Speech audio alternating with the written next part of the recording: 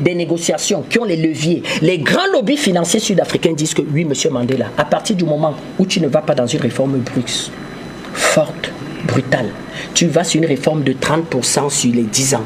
On va accompagner sur le plan financier. Et cette disposition constitutionnelle accompagne donc 30% en 2014, 10% encore jusqu'en 2024, 30%, on devait déjà être à quoi? 62% d'une réforme relativement agraire, même s'il restait 30%.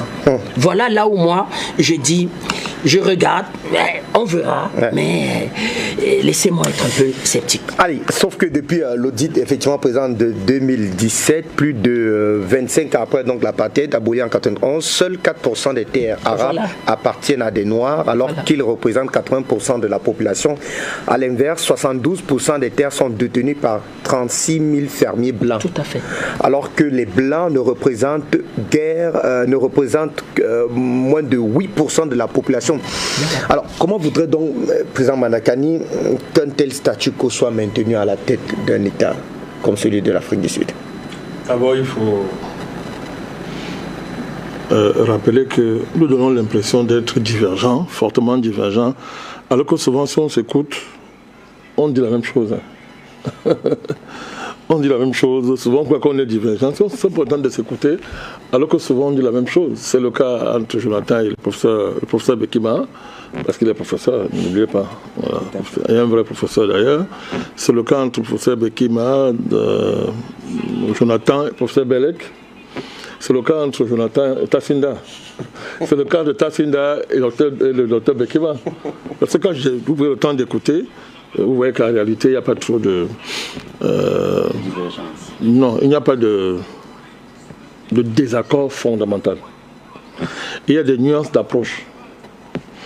Bertrand fait une nuance d'approche forte sur la position de Ramaphosa.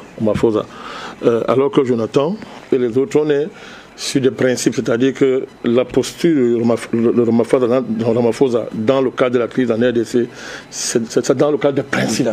Le principe. On est obligé de saluer ça, le principe. Tu connais ce qui est bon de Ramaphosa, il n'y a pas de débat là-dessus, mais je salue. Ces postures de dernier sens, je les salue et je le félicite pour ça. Alors, donc c'est dans ce sens, Jonathan. Il n'y a pas de contradiction majeure entre toi et le Dr Bekima. La problématique du fédéralisme idéologique aux États-Unis et comment je vais appeler ça, du fédéralisme, je veux dire ça comme ça, ce que Bekima a appelé hamiltonien, et que Donald Trump a essayé de reprendre. Il faut écouter son discours d'investiture et d'autres discours qu'il a eu à faire, ces différentes références. Tu comprends bien ce qu'il y a au fond. Mais je vais dire ça très simplement. D'une autre manière, l'analyse politique et géopolitique, quand on l'a fait, il y a plusieurs manières de l'aborder. Il y en a qui vont privilégier ce que je qualifie l'approche idéologique. L'approche idéologique consiste à faire dépendre les facteurs économiques, les déterminants économiques, les faire dépendre des facteurs idéologiques. On considère que le facteur idéologique détermine les positions, la réalité. Il y a l'autre approche qui consiste à partir de la dynamique économique. C'est pas, pour essayer d'envisager, n'est-ce pas, ou bien de construire les rapports de force, les évolutions futures. Qu'est-ce que je veux par là dire?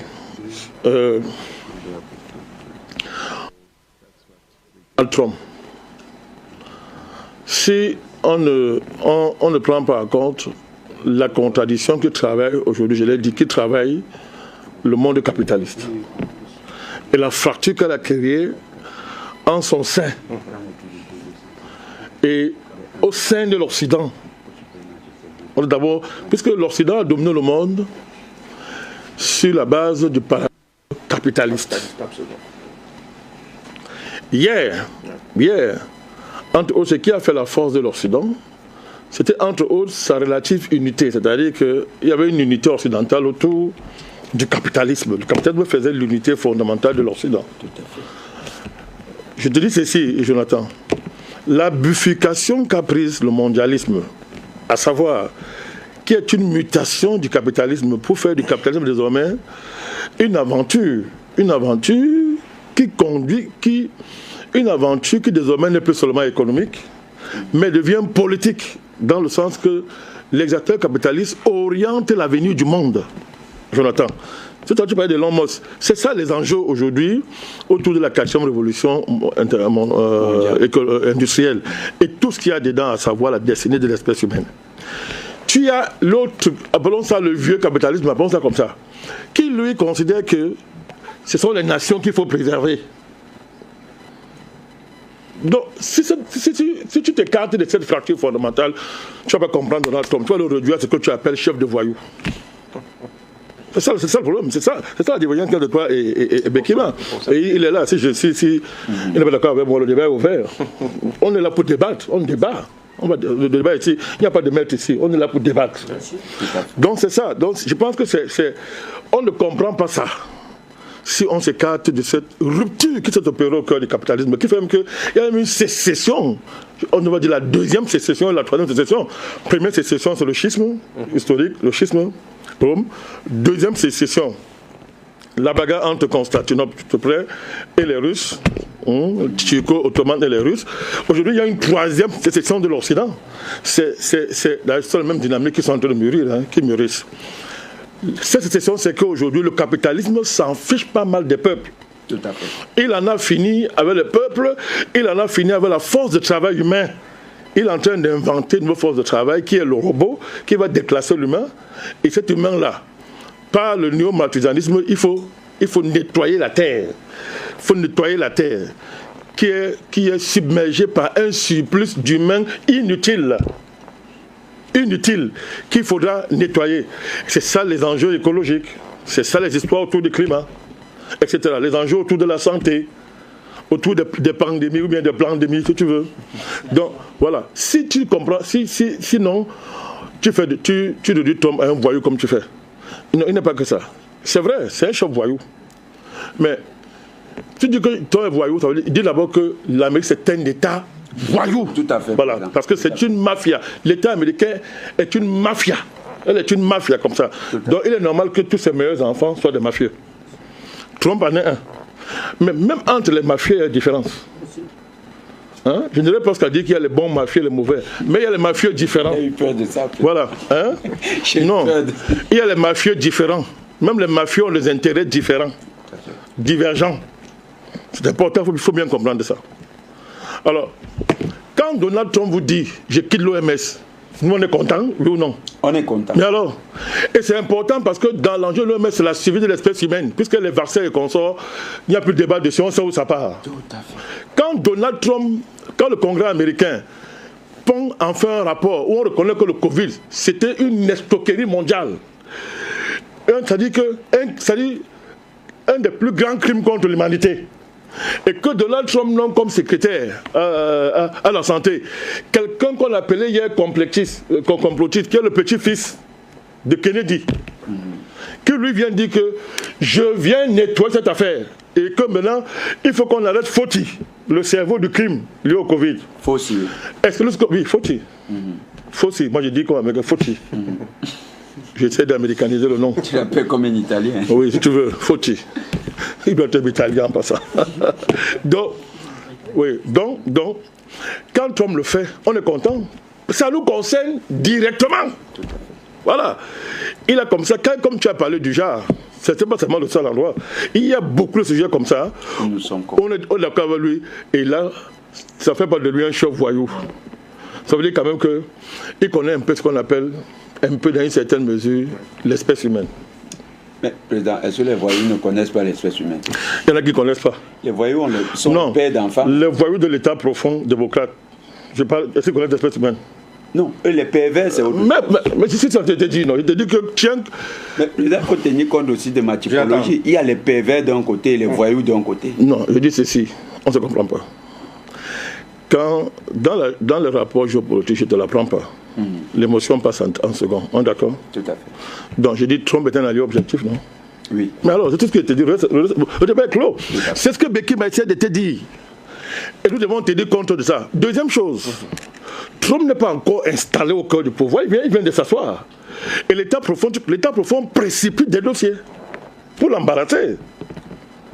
D'abord, il y a eu cela son premier mandat. Dans son premier mandat, il a beaucoup ses noms. Il y avait des situations où il prenait des positions qui paraissaient contradictoires parce qu'il fallait qu'il gère l'État profond, qu'il la m'aidait sérieusement. Donc, l'État profond pousse des dossiers en avant pour le coincer. Mais cette fois-ci, l'embêter. Il a une majorité. Oui, le temps.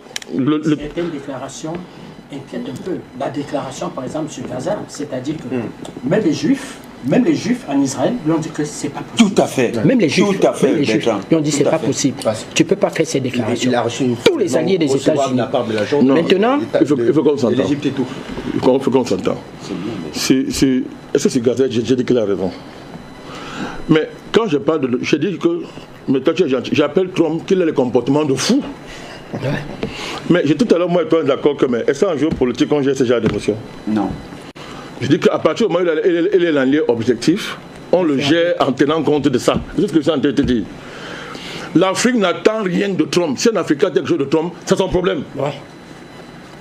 Nous, ce qu'on voulait de Trump, c'est qu'il vienne faire ce qu'il est en train de faire là, sur le climat. Quand il sort de l'accord de Paris, tu es content, oui ou non? Je suis content. Très content. Ouais. Bon alors, il y a des Africains qui ne sont pas contents parce qu'ils recevaient les miettes de tout à l'heure, on reviendra sur l'UCD. On reviendra sur ça, ils vont mourir. Mais ils s'en fichent des intérêts supérieurs de l'être humain et de l'Afrique. Tout à fait. Becky m'a dit ceci. Trump, mais en attendant que ces hommes de confiance qu'il veut placer sont en train de faire face à l'état profond à travers les consultations. Il faut qu'ils passent ça plus à nos mains. Parce que quand on te retire un homme de confiance, ça change la donne. Donc, à l'intérieur de ces placements-là, l'état profond accélère certains dossiers qu'ils ont pour le coincer. Mais en dehors de ça, c'est un fou. C'est un même petit suprémaciste. Oui. Voilà, il y a tout ça. On ne le dit pas souvent. Oui, il donne cette impression. Il donne cette impression. Il a fait l'éloge des pionniers dans son discours. Voilà ce que j'aime sur toi. Mais Bertrand, il a fait l'éloge des pionniers dans son discours inaugural. Quand nous disons quelque chose, on demande, voilà, très bien. Il est suprémaciste, pas comme certaines personnes disent souvent. La preuve, c'est qu'il fait le loge des pionniers. Et il considère donc que les Indiens ne valent rien. Voilà. À ce niveau, c'est un suprémaciste. On connaît tout ça. Bon, à partir du moment où il est suprémaciste, tu es surpris de ta position sur l'Afrique du Sud? Non. Tu es surpris? Non. Alors, donc, de ce point de vue-là, il était important qu'on clarifie ça. Il y a beaucoup de choses que nous disons où nous sommes liés, n'est-ce pas, de manière fondamentale. On fait comme si on est en contradiction, alors que mais il suffit de s'entendre, on verra qu'à la fin, en fait, on est arrêté sur les mêmes positions. Donc, aucun panafricaniste sérieux ne peut attendre quelque chose de Donald Trump. Bien sûr. C'est qu'il fallait réviser tes cours panafricanistes, ça t'atteint ne tient pas. Bien sûr. Alors, nous on attend seulement qu'il limite la casse. Il fallait, bon, Jonathan, donc tu voulais que Kamala Harris passe. Jamais. Mais alors, il fallait tout faire que la porteuse de talons ne passe pas. Ça nous arrangeait à la victoire. Très bien. Donc maintenant, le reste, alors, on commence la guerre avec lui. Mais on sait que, voilà, ça ne sera pas les Kamala Harris. Voilà. Quand je dis ça, je reviens maintenant sur l'Afrique du Sud. Fabrice.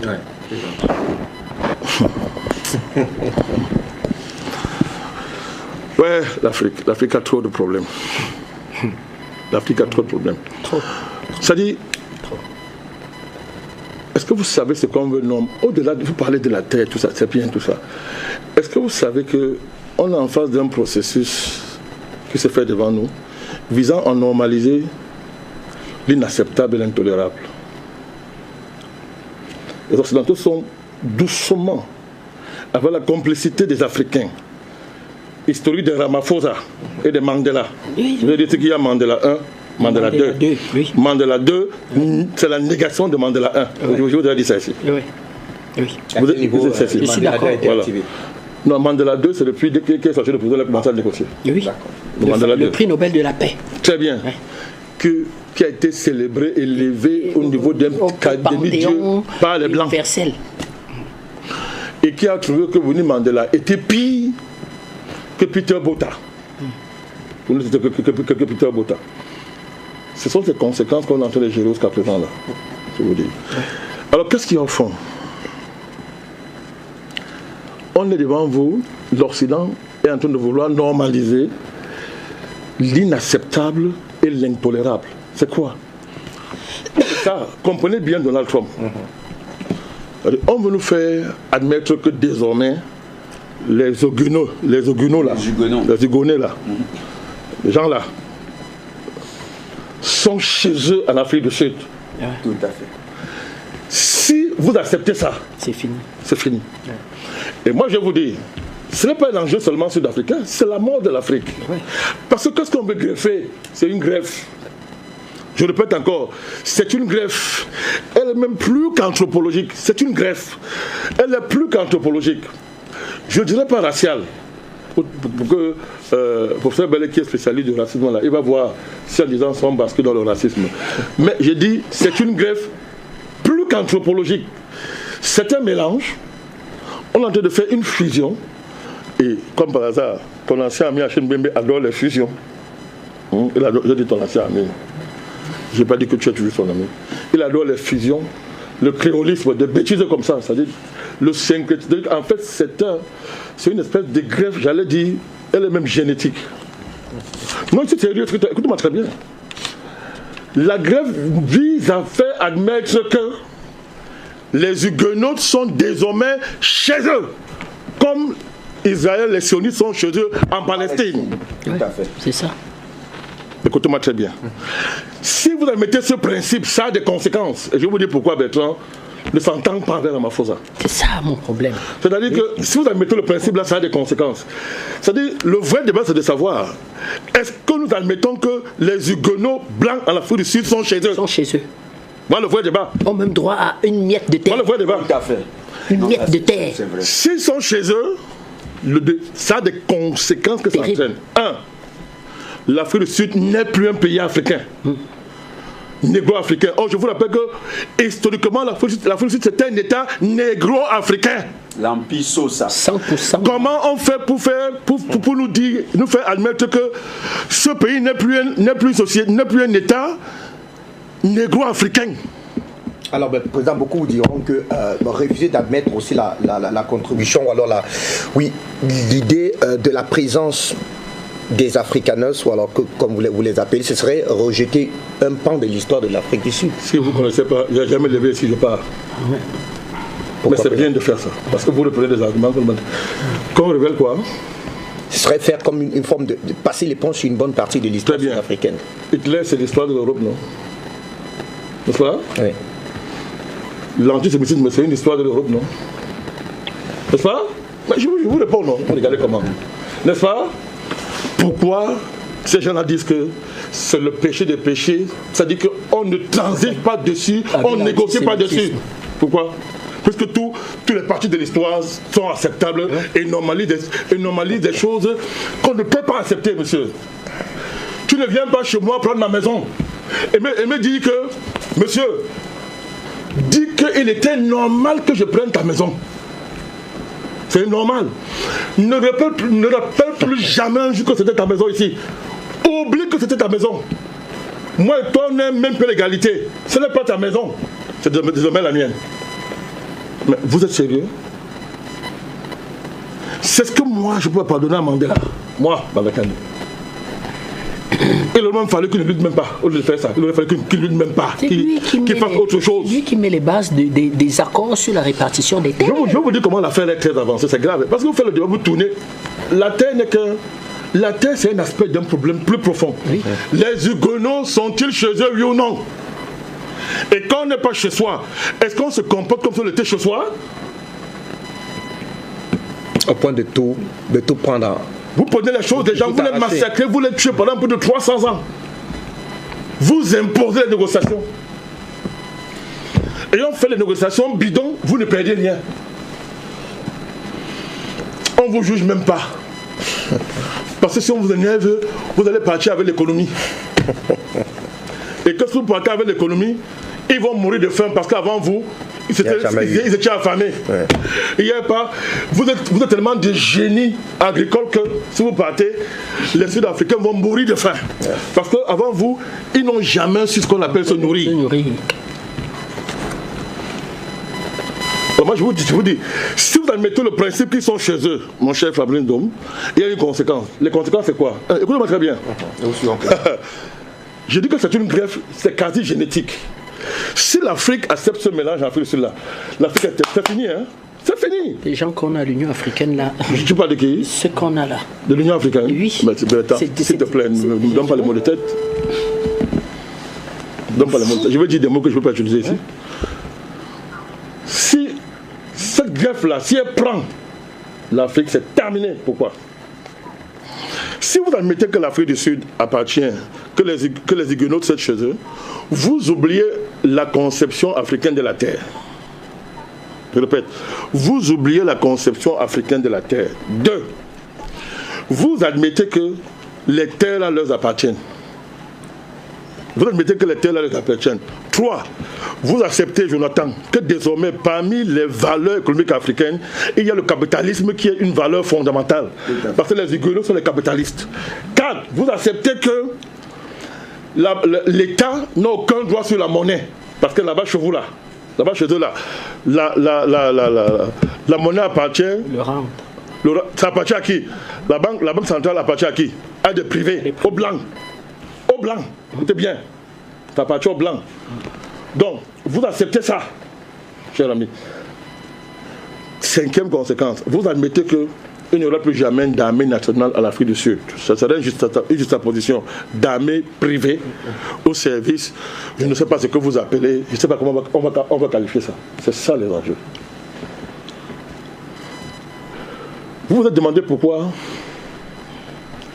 le criminel là, le buveur de sang qui est au Rwanda, peut narguer l'Afrique du Sud d'une puissance comme celle-là. Vous savez pourquoi? Il a ses données. Oui. Il a ses données. Et il sait ce que Bertrand vient de vous dire. Bien aimé de vous parler des derniers scores en Afrique du Sud. Je vous dis là où c'est grave. Parce que, je vais vous dire, même une des personnes, c'est que nous fondions beaucoup d'espoir, Julius Malema. Je vous dis à quel niveau lui-même il a trempé dans cette affaire. Je vous dis à quel niveau. Ça vous surprendre, hein? Ramaphosa, c'est la question de la... Julius Malema est exclu en 92 du parti. Il est exclu de l'ANC à quelle année? Il est exclu de l'ANC, Fabrice, pour la question de la terre. Son parti l'a créé, son programme économique c'est la terre. En bataille avec Thabo Mbeki. Claire, c'est ça. Et on les chasse. Le parti là est créé là, son parti là. Ça n'a pas 2 raisons d'être. Freedom Fighters a été créé pour la question de la terre. Ça n'a pas 2 choses.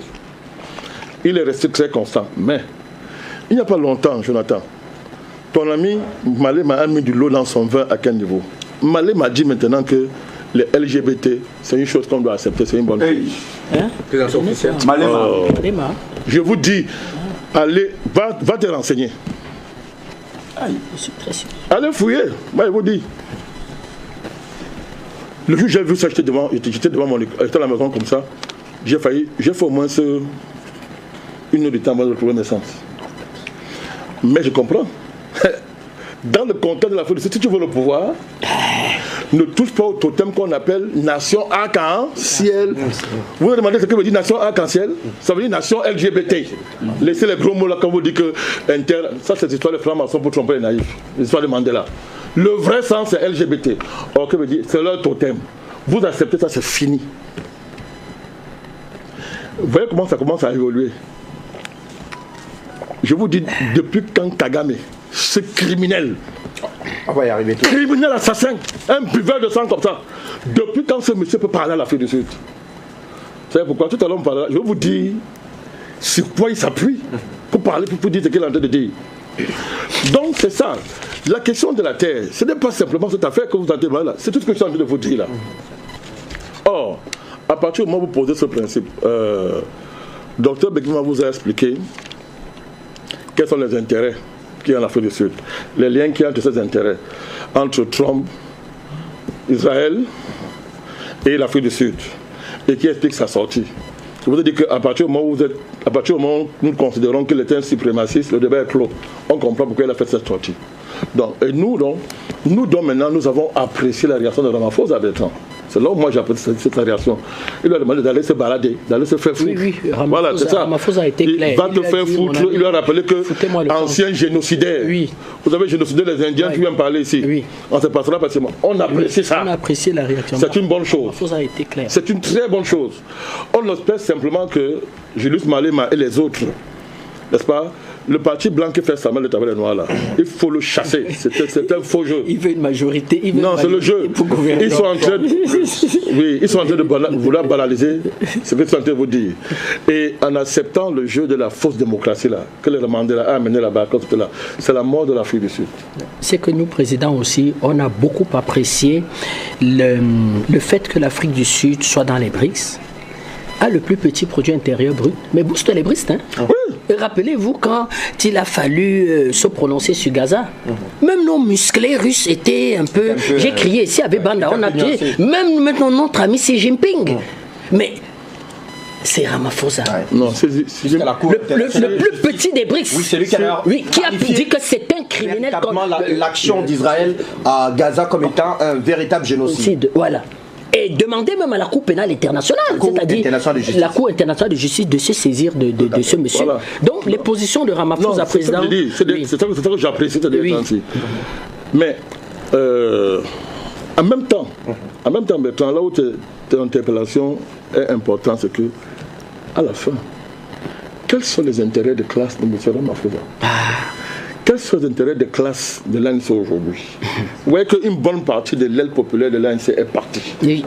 Et ça a commencé sous Mandela. Mandela va sortir le président. La condition a été qu'on liquide l'aile révolutionnaire de l'ANC. Les combattants. C'était Chris Hani, c'était le Dolce Satemba, c'était le Winnie Mandela. Épouse, oui, Winnie Mandela. Oui. Le dernier à partir, c'est Julius Malema. Oui. La base populaire de l'ANC. Oui. C'est resté un parti quoi. Dites-moi, expliquez-moi comment un parti, oui c'est important, vous allez comprendre pourquoi. Dites-moi comment un parti de masse populaire 11 millions mute pour devenir un drôle de parti bourgeois. Drôle de parti bourgeois parce que il n'est pas un parti bourgeois parce que historiquement il est porté par une classe industrielle autochtone qui a transformé l'économie du pays. Non, c'est le peuple. Il est un parti bourgeois parce que les blancs font des cadeaux. Oui. On fait un compromis, on dit à Mandela, ok, crée une bourgeoisie noire. Mandela ramasse ses amis, il les donne des privilèges, les Ramaphosa, tout ça, tout ce que tu as cité là. Ils s'enrichissent. Ils s'enrichissent. Ils deviennent très riches. Et pour centraliser leur embourgeoisement, qu'est-ce qu'ils font? Ils se détachent carrément de leur base populaire. Ils vont donc habiter dans des quartiers hyper protégés par des armées privées. Privées, président, merci. Donc, cette AIC-là n'est plus, c'est complètement coupé du peuple sud-africain. Et là, ça justifie le fait qu'aujourd'hui, plus de 11 millions... mais c'est ça! Très bien. Ils ont vomi. Mon analyse est politologique. Est-ce qu'on n'est pas parti véritablement pour assister dans les jours à venir à la disparition pure et simple de l'ANC? Non, puisque après le pouvoir, après Cyril, qu'adviendra-t-il? J'arrive, je vous réponds. Écoutez bien. La transformation de ce parti. Et Mbembe est l'un des théoriciens de cette transformation. Il allait s'asseoir à la fin de l'époque. C'est l'ancien ami de l'Union. Adorable Jonathan. Je te peux l'embêter, mais c'est l'ancien ami. Je l'ai lu. Il a lu ses recherches. Dans le parcours intellectuel, je l'ai lu. Bien sûr. C'est ça la créolisation de Mbembe. Il disait à l'époque une fusion afropolitaine. Ils connaissaient le pas. Une fusion. C'est-à-dire un malade mental, c'est-à-dire des bidons. Mais en réalité, c'est un trait.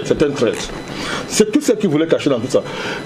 C'est un parti de petits bourgeois, de nouveaux riches noirs. Vous savez pourquoi c'est grave? C'est grave parce que c'est basé sur la dénaturation et la trahison du combat mené par la population sud-africaine et toute l'Afrique derrière l'ANC. C'est ça le problème, Fabrice. Parce que maintenant, comme tu poses bien la question, ça dit que bon, ok, mais à la fin. Alors je vais te dire à quel niveau c'est grave. C'est grave parce qu'à un moment donné, il ne restera à l'ANC que des alliés avec le Parti blanc. Mais pour rester au pouvoir, merci. Tu te rends compte? Oui. ils seront obligés de s'allier avec le parti blanc. Pas perdre le pouvoir. Tout est bien. Les anciens criminels. Ils seront obligés de présenter Malema comme l'extrême droite. Oui, mais il est présenté déjà comme l'extrême droite. C'est pour ça que lui aussi, pour se donner, pour éviter ça, il a commencé à accepter le principe LGBT. Alors qu'avant, il était contre ça. Vraiment, je voudrais me tromper sur la question, hein. Il fallait te renseigner. Ouais, mais je vous dis que je l'ai écouté dire ça. J'ai écouté. Tu fais quoi, président, quand je l'ai dit? J'ai écouté. Donc, les évolutions politiques en Afrique du Sud sont très inquiétantes. C'est vrai. Très inquiétantes. C'est vrai. Si nous acceptons que la base économique de ce pays appartient aux Blancs, ça veut dire que c'est pas possible. Nous aurons déjà on aura déjà perdu le Nord, qui s'est maghrébinisé.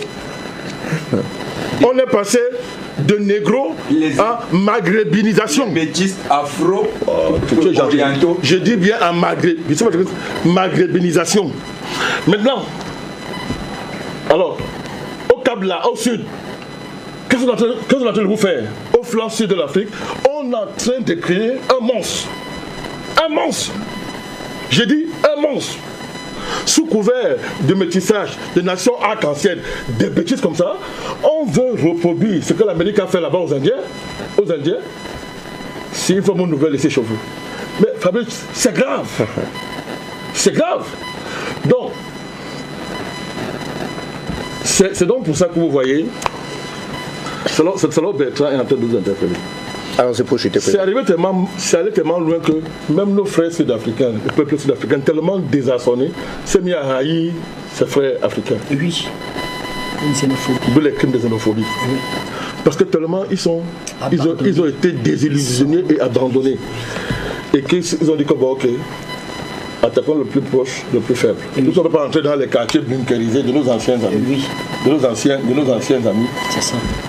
C'est-à-dire, défoulons-nous sur les immigrés. Les immigrés, les consorts. Dites-moi pourquoi Ramaphosa a fait tirer sur les Nini. C'est la deuxième fois qu'il fait tirer sur les Nini. Ancien président de la COSATU, Ramaphosa. C'est ce que moi je lui ai même pardonné. Je salue ses positions actuelles. Mais je demeure très méfiant à l'égard de l'homme. Je demeure très méfiant. Parce qu'un tel reniement de sa classe, un tel reniement des aspirations populaires d'un peuple, ils n'ont plus rien à voir avec le combattant de l'ANC que tu as connu, je vous dis, ça se voit. Ils n'ont plus rien à voir. Et ça se voit dans ça, ça se voit dans le forme agraire. Elle ne peut qu'être que le forme agraire. C'est-à-dire light. Mais tu sais, oui. C'est le forme agraire arc-en-ciel. Oui. C'est le forme agraire arc-en-ciel. Qui continue à légitimer la dépossession des Noirs de leur terre. Je vous dis, Fabrice, une réforme agraire à l'Afrique du Sud qui est basée sur ce genre de fanfaronnade, de reconnaître le moindre droit au blanc. Pourquoi vous voulez m'arrêter? Non, président, allez-y profitez. Toute réforme agraire qui est basée sur la volonté de reconnaître le moindre droit. Écoutez bien, moi je vous dis une chose. Voici mon principe. Les Sud-Africains blancs sont chez eux s'ils acceptent leur crime originel. D'accord. Et ils sont disposés à le réparer. Parlons-nous bien. À le réparer. Ça, c'est la base de la discussion. Par principe, je ne peux pas demander qu'on les ramasse, on met dans l'avion, ils rentrent chez eux. Je dis bien, par principe. Mais au cas où ils font ce qu'on est en train de voir faire là, ils bombent leur poitrine. Ils disent qu'ils sont les enfants, ce sont les Japheth, descendants des Japheth. Ils sont les élus, les cousins des Juifs. Je vous dis, aucune réforme, la moindre réforme en Afrique du Sud, qui considère que les Huguenots sont dans leurs droits, c'est un crime contre l'humanité.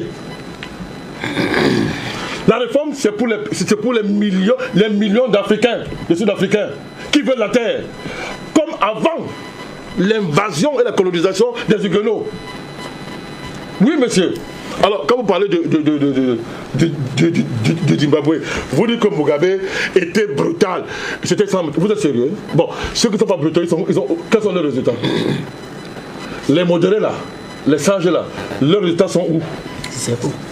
Mugabe, vous voulez qu'il fasse quoi? On a fait Lancaster House. Comment?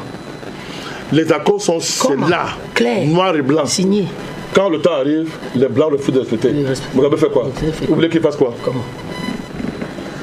Son défaut, ça a été d'avoir ce que ces collaborateurs n'ont pas suivi. Ils ont transformé cette réforme agraire On a changé, on a dépossédé les blancs. Non, on les a corrigés, on a repris ce qu'ils ont volé. Mais sauf que ce sont les élites du parti Mugabe qui ont récupéré. C'est ça le problème. Ça n'a pas profité aux Zimbabwéens. Tout à fait. Mais Mugabe était dans ses droits, il avait raison. Bien sûr, c'est clair. Il avait raison. Et puis en passant même l'élite là, c'est quand même des Noirs, ils sont chez eux. Ouais. C'est encore mieux. Ils sont chez eux. Ils ont profité, ils sont chez eux, dans le temps pour les et puis ils sont chez eux. De quel droit un Guéno qui a quitté son pays, il est venu coloniser un territoire, arracher les terres des gens, massacrer la population, estime que c'est sa terre. C'est le Far West ici. Et c'est ce qu'on oublie souvent. Ce qu'on oublie parfois de mentionner. La brutalité avec laquelle ces derniers se sont imposés. Non, on voit dans Mugabe. Les Africains sont très forts pour ça.